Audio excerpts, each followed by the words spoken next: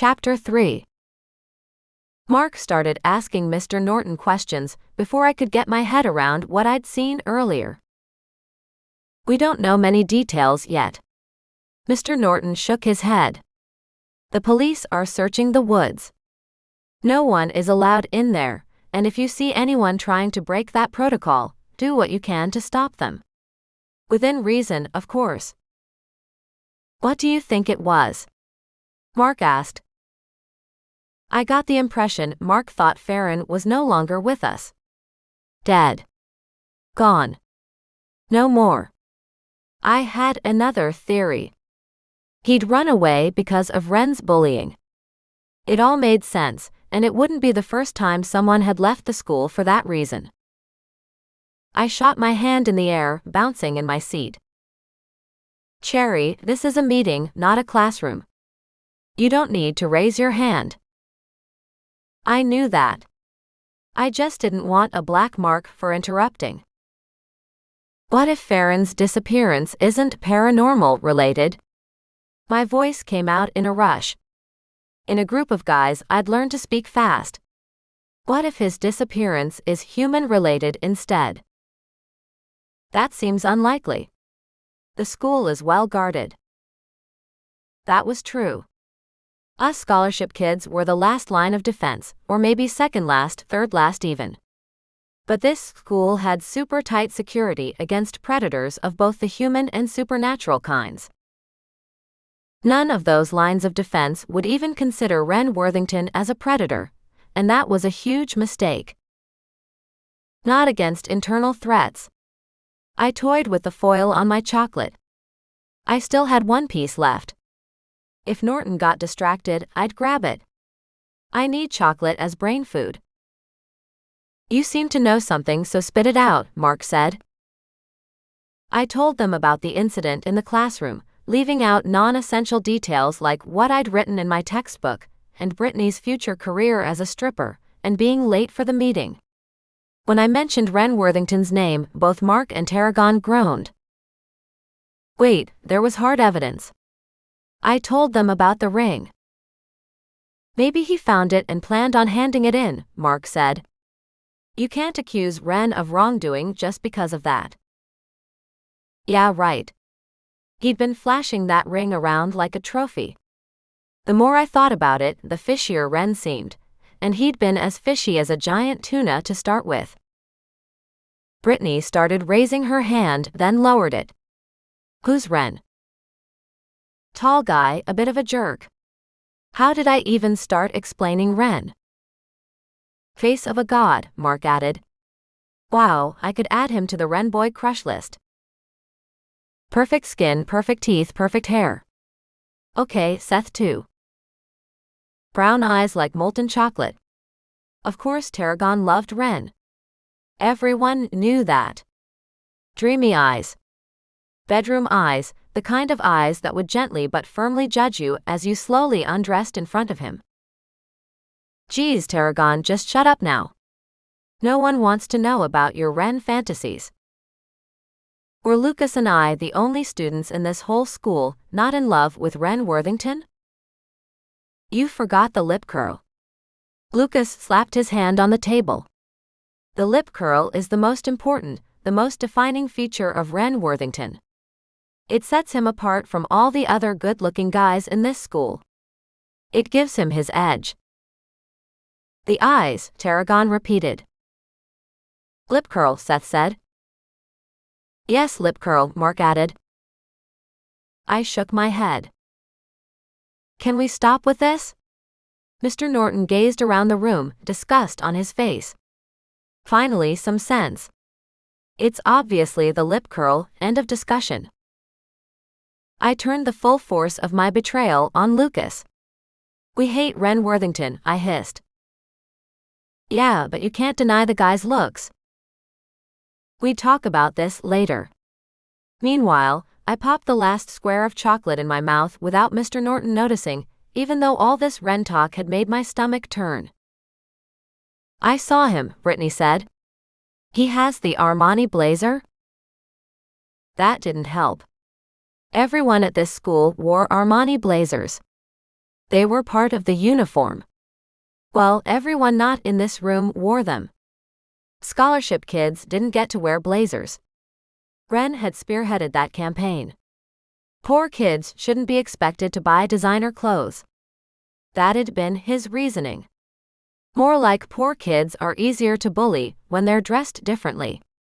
Ren Worthington knew how to be a shitty douchebag, but come out of it smelling like roses. He has cold dead fish eyes. That was the defining feature. Brittany gave a sharp nod. His friend with the shaggy hair is cuter. Lucas's jaw clenched. Oscar. Brittany preferred Oscar. How did that work? If she'd heard his thoughts on her lap dancing, she wouldn't think that, but I could hardly tell her. Ren isn't behind this, Mr. Norton said. I know that for a fact. How do you know? Does he have an alibi? Because he's really good at getting other people to do his dirty work for him. I sighed. I can't go into the details. But he had Farron's ring. I tried not to raise my voice. That is clear evidence. Like Mark said, there might be a bunch of logical reasons why. We can't start pointing fingers. I rolled my eyes. I'd point my finger since I was the only one here not blinded by Ren love. I believe you, Lucas whispered. I smiled my forgiveness. Mr. Norton went through a bunch of stuff about tightening security. Things have become lax over the past few years, and I'm partly to blame for that. We can never let our guards down. I expected him to tell me to take on extra duties in the girls' dorms, but he assigned that to Brittany. I sighed. Ever since I'd screwed up the training drill last year, he didn't trust me. I'd probably be assigned to the private rooms on the upper floor. That's where the super elite hung out. Except they had such high security up there, I couldn't even get in. Until I started at this school, I never knew the rich came in so many shades. Old money meant more than new money, and how you got your money made a world of difference. Angela Blackstone's parents got rich with an IT security company, which made her better in some way than Penny Smythe with her famous soccer player dad. And the Worthingtons were top of the heap because they'd had their money for literally centuries. Personally, I'd be happy with old or new money. Any money was fine by me. So long as it was honestly come by, I didn't need anything else. I eyed the crumbs remaining in my chocolate foil. If I picked at them, would Mr. Norton notice? I'd been spoken to before about eating in meetings, but technically that would be picking, not eating. Cherry, can you stay behind after the meeting? Mr. Norton shook me out of my thoughts. I could just imagine. This would be about my poor hunting performance. To be honest, before Farron's disappearance, I'd never really believed what they told us about paranormals preying on the rich kids. I mean, I believed it, I just didn't think we'd need to protect them. But that had been the deal offered to me and everyone else in the room.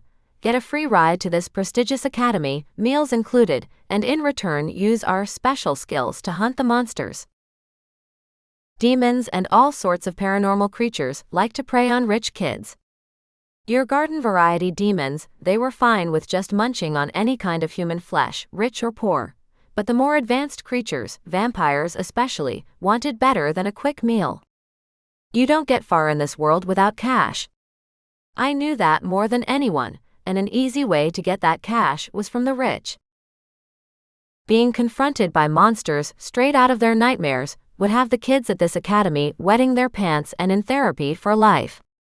But even worse from Edgewater's point of view, they'd drop out of school and there'd be whispers, rumors. Not of demons or vampires or other creatures, just that the school wasn't right. That's what they told each of us before we signed our name on that dotted line.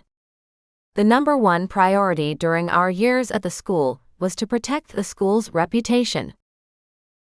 Apparently, going back generations, the school scouted potential hunters to protect the rich kids. Students who'd blend right in. Students like us. And it had been an easy ride so far.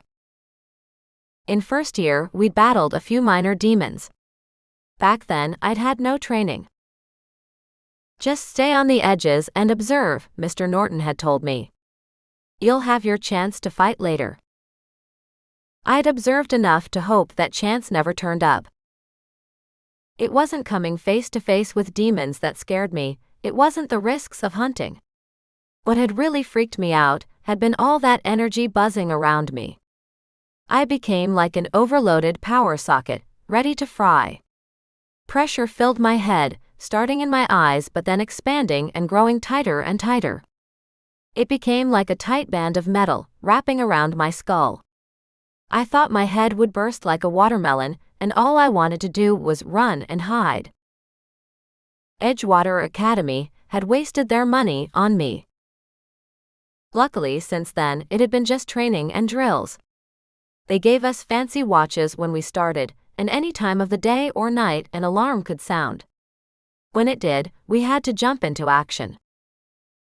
Okay, that's all for today.